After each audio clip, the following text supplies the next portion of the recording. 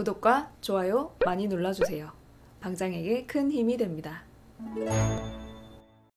안녕하세요, 홀릭입니다. 대응을 하면서 모든 매매가 잘 풀리고 수익이 잘 나오면 너무너무 좋겠지만 그렇지 않은 날들도 있다 보니 고민하시는 분들도 많을 거라고 생각합니다. 오늘은 거래를 하는 데 있어서 너무 고민이 돼서 좋은 진입 자리를 놓쳐버리는 경우가 많으신 분들께 도움이 될 수 있으면 좋겠다고 생각하면서 이야기를 이어나가 보겠습니다. 처음 시장에 들어오고 뭔가 잘 모르던 시절에는 오히려 별 생각 없이 했던 대응들이 좋은 수익을 주기도 했을 것입니다. 이런 걸 보고 초심자의 행운이라고도 말하는데요. 이후에 이런저런 시장의 변칙을 겪으면서 손실을 입기 시작하면 이때부터 시장에 대한 공부를 시작하게 됩니다. 거래하는 데 도움된다는 여러 가지 데이터들을 보게 되고 남들이 거래하는데 뭘 보는지 찾아보기도 합니다.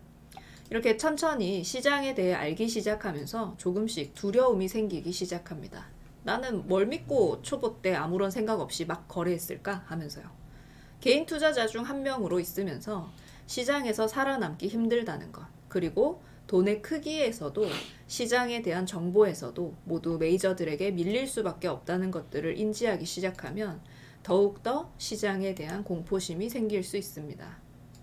거기다가 거래를 하면서 손실이 쌓이기 시작하면 좋은 진입자리라고 생각을 하면서도 손이 안 나가는 상황이 생깁니다. 그동안 차트를 보면서 시장을 보면서 쌓아온 경험치들을 토대로 내가 보는 뷰가 괜찮은 것 같다는 생각이 들 때가 분명히 있을 것입니다. 그런데도 또 손실이 나면 어떡하지? 라는 생각이 들면서 고민하다가 놓쳐버리게 되는 거죠. 이런 투자자님들의 심리는 실전 대응을 하지 않은 분들은 공감이 잘 안 되실 거예요. 알면서도 왜 안 들어가 놓고 아쉬워하지? 라고 의아해하실 거예요. 오히려 실전도 좀 하시고 공부도 좀 더 하신 분들이 이런 경우가 많더라고요. 나에게 확신이 없고 나를 잘 못 믿는 거더라고요. 그러면 앞으로 어떻게 하면 좋을지에 대해서도 생각해 봤습니다. 첫 번째로 필요한 건 나의 거래에 대한 믿음을 좀 가져보는 거예요. 믿음을 가지려면 내 대응에 대한 통계가 필요해요. 내가 하는 대응과 내가 시장을 보는 뷰에 대한 맹신은 어렵습니다. 시장을 보면서 내가 생각한 대응이 얼마나 잘 맞는지에 대한 통계는 꼭 필요합니다. 모의 투자를 하면서 테스트를 해봐도 되고 노트에 쓰면서 수기 매매를 하는 것도 좋습니다. 기존의 거래 내역을 보고 어느 정도의 승률이 나오는지 체크하는 것도 필요하겠죠. 내 대응의 승률이 얼마인지 파악해보고 승률이 좋게 나온다면 나의 대응을 믿고 실전에 임하시면 됩니다. 승률이 안 좋다면 더 좋은 승률을 만들기 위한 연구가 필요합니다. 거래 내역을 보면서 내가 실수하는 부분, 내 매매에 취약한 부분을 찾고 고쳐 나가야 합니다. 그 전까지는 적극적인 실전 대응을 줄여야겠죠. 두 번째는 손실이 날 때 어떻게 대응할지 정하는 것입니다. 승률이 높은 대응 방법이라고 할지라도 손실을 완전히 피해갈 수는 없습니다. 손실에 대한 대처 방식은 여러 가지가 있는데요. 손절하는 것, 물타기 하는 것, 해지하는 것 등입니다.